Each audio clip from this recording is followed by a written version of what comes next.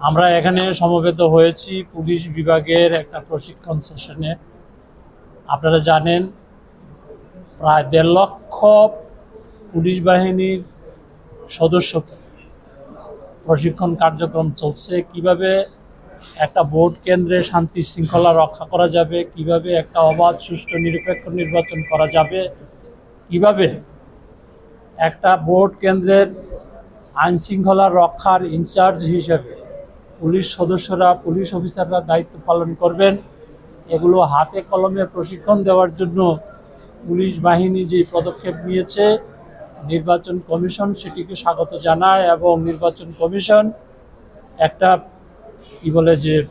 Police বাহিনীর কাছ থেকে একটা সুন্দর একটা ভালো নির্বাচন করার ক্ষেত্রে তাদের সদিচ্ছা এবং তাদের ইচ্ছার যে বহিঃপ্রকাশ, সেজন্য ধন্যবাদ জানাচ্ছে।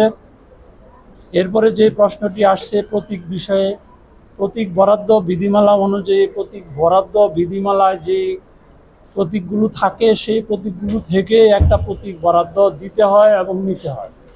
সেই দিক থেকে যেহেতু নির্বাচন কমিশন একটি সাংবিধানিক প্রতিষ্ঠান, নির্বাচন কমিশন আইনগতভাবে কাজ করে, আইনের বাইরে কোনো কাজ নির্বাচন কমিশন করতে পারে না।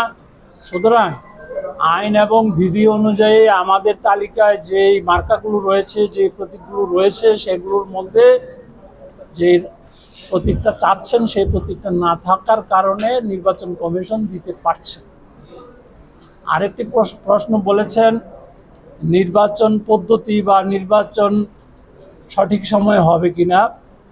নির্বাচন ফেব্রুয়ারিতে না হওয়ার মতো কোনো কাজ বা কোনো ঘটনা এখনো ঘটেনি এবং অনেক কিছুই মিডিয়াতে আসছে। এগুলো আশা রাখি এগুলো আমাদের নির্বাচনে কোনো প্রভাব পড়বে না। আপনারা সবাই জানেন ফেব্রুয়ারি মাসে রমজান মাসের আগে নির্বাচন অনুষ্ঠিত হবে।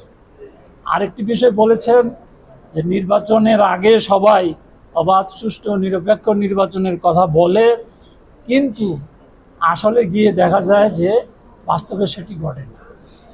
নির্বাচন কমিশন আপনাদের কাছে এই মেসেজটি আমরা দিতে চাচ্ছি যে অতীতে আপনারা যা দেখেছেন শুনেছেন সেগুলো হওয়ার কোনো সুযোগ নাই, কোনো অবকাশ নাই।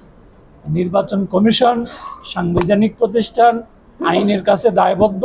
বিদ্যমান আইন অনুযায়ী আপনাদের সকলের সহযোগিতায় একটা অবাধ এবং সুষ্ঠু নির্বাচন যাতে হয় সেজন্য কাজ করবে এবং ভালো নির্বাচন না হওয়ার কোনো বিকল্প নেই।